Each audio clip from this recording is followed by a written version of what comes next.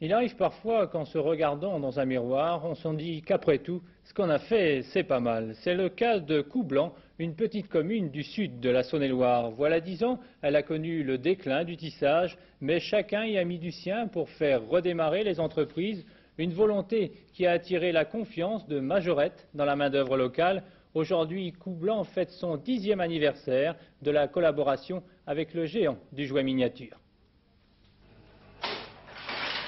À Coublan, la tradition a du bon. Au début du siècle, chaque maison a son atelier et son métier à tisser. Il y a 10 ans, crise du textile, les métiers vont à la casse. Aujourd'hui, il n'en reste qu'un. Le travail à domicile, lui, est resté. L'assemblage des voitures Majorette, un heureux concours de circonstances au départ. De 4 salariés, on passe à 25.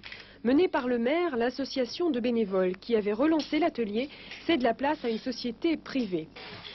CMD emploie aujourd'hui 140 personnes, dont 115 à domicile. Activité souple, salaire d'appoint pour les femmes désirant rester chez elles. La formule satisfait aussi le commanditaire.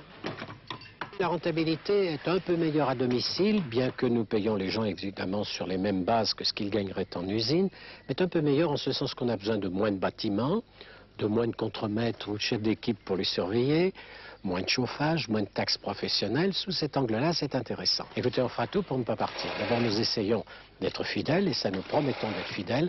La seule chose qui pourrait nous conduire à avoir moins de travail à donner, c'est si nous-mêmes, nous en avons moins.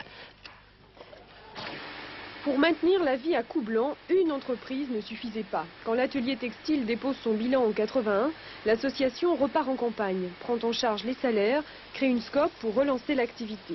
Depuis, une société privée a pris le relais, 25 personnes employées, des métiers à la pointe de la technologie. L'été prochain, une fabrique de compresseurs doit s'installer. Toujours le même principe, une entreprise ferme, la commune rachète les murs et le terrain. À terme, une quinzaine d'emplois en jeu. L'entreprise au service des hommes, la concertation, le credo du maire pour sauver l'emploi. Au départ, on n'avait rien. Et c'est quand on a vu qu'il fallait justement être propriétaire des murs et des sols pour maîtriser l'outil de travail, on a décidé de construire ces usines relais, d'acheter les locaux qu'on a vus au cours de notre tournée, parce que j'estime qu'on est quand même un peu les maîtres de la situation, et en cas de faillite ou de dépôt de bilan, on peut exiger la reprise des locaux et pour les donner à d'autres industriels, ce qui s'est passé à l'usine de tissage.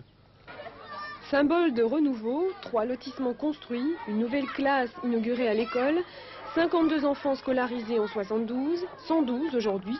Les naissances s'annoncent bien, on peut vivre et travailler au pays. La vie, ça roule à Coublan.